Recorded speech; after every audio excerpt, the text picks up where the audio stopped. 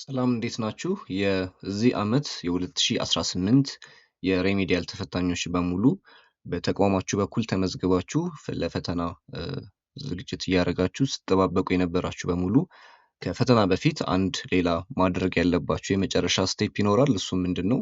አይደንቲቲ ቬሪፊኬሽን ነው።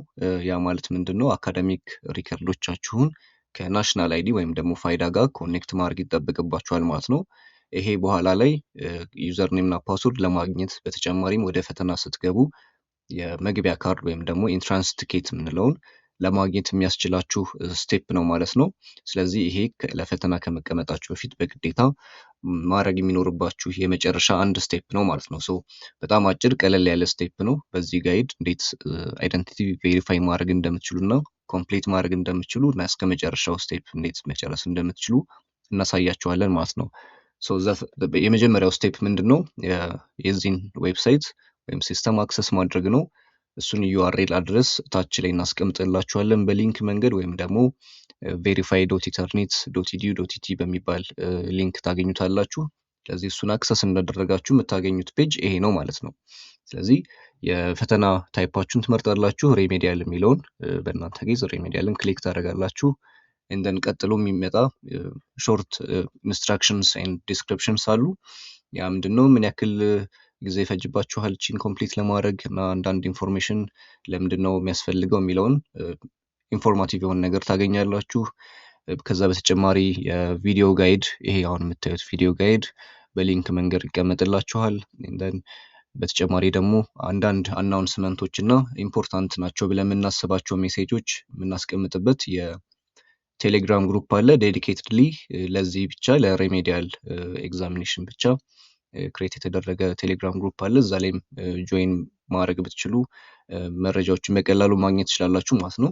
ስለዚህ እዚህ ስቴፕ ላይ ከደረሳችሁ በኋላ ስታርት ቬሪፊኬሽን የምትለዋን ክሊክ ታደርጋላችሁ፣ ቬሪፋይ ስላላረጋችሁ ማለት ነው። ስታርት ቬሪፊኬሽን ስትሉ ሁለት አይነት አማራጭ ይሰጣችኋል። በምን አይነት መንገድ ነው ቬሪፋይ ማድረግ የምትችሉት? የመጀመሪያው በአድሚሽን ነምበር ኢዚ የሚባለው ስቴፕ ነው።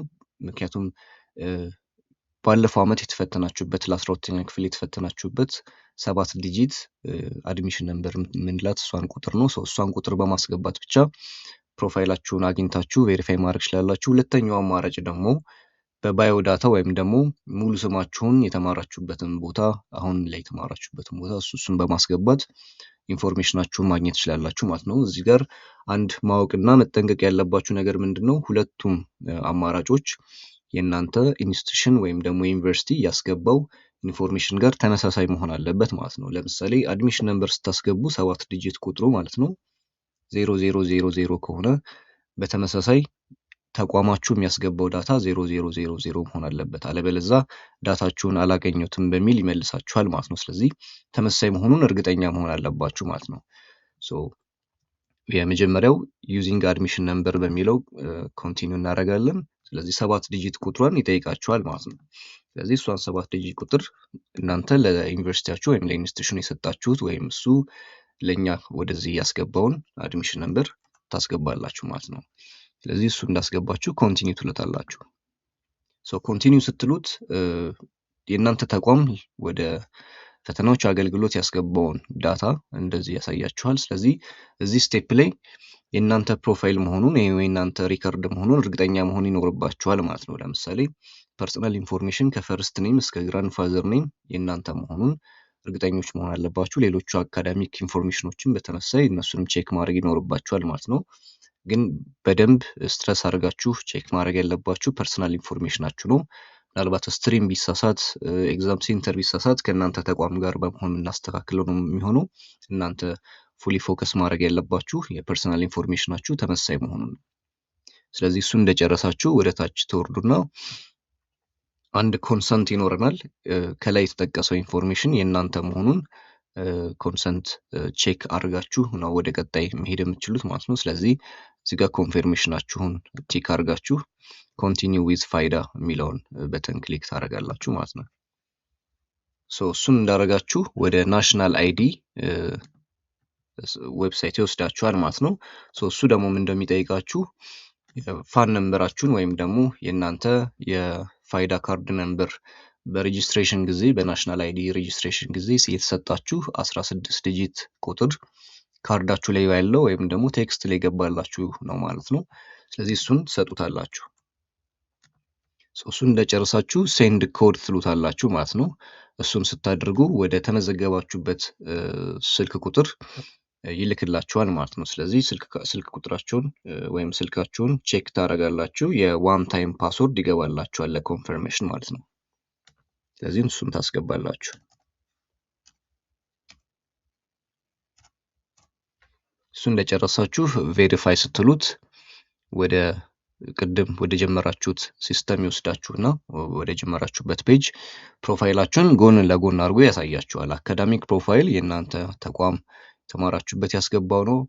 ፋይዳ ፕሮፋይል ደግሞ ከናሽናል አይዲ ፑል የተደረገው ኢንፎርሜሽናችሁ ነው ማለት ነው። ስለዚህ ሁለቱም ኢንፎርሜሽኖች ማች ማድረጋቸውን ስማቸውን፣ ጀንደር ሊሆን ይችላል ኤኒቲንግ ሞር ሙሉ ስማችሁ ልክ መሆኑን ቼክ ማድረግ ይጠበቅባችኋል ማለት ነው። ስለዚህ የእናንተ ፕሮፋይል መሆኑን እርግጠኛ ብቻ ስትሆኑ ነው ይህንን ስቴፕ ኮንቲኒው ማድረግ ያለባችሁ ማለት ነው። ስለዚህ እዚች ጋር አሁንም በድጋሚ ከላይ የተጠቀሰው የአካዳሚክ እና የፋይዳ ፕሮፋይሌ የኔ ነው የሚል ማረጋገጫ ትሰጣላችሁ ማለት ነው።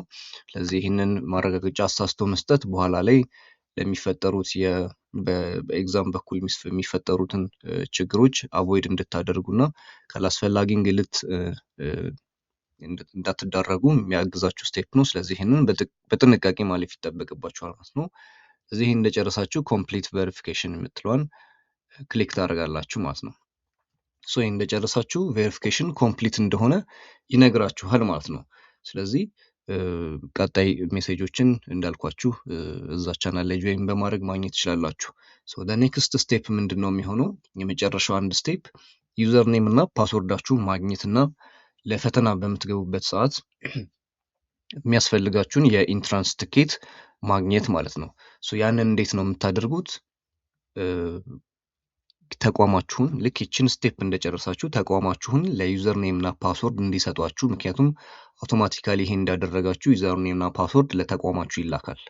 ይሄን ከማድረጋችሁ በፊት ግን ዩዘር ኔም እና ፓስወርድ ስለማያገኝ ተቋማችሁን ልክ እንደጨረሳችሁ ሄዳችሁ ትጠይቃላችሁ። ይሄንን ያን እንዳደረጋችሁ ወደ ዋናው ፔጅ መልሳችኋል። እዚህ ጋር የምታዩት ከሆነ ኮምፕሊትድ ቬሪፊኬሽን ጌት ዩር ኢንትራንስ ቲኬት ሂር የሚል አንድ ሊንክ አለ።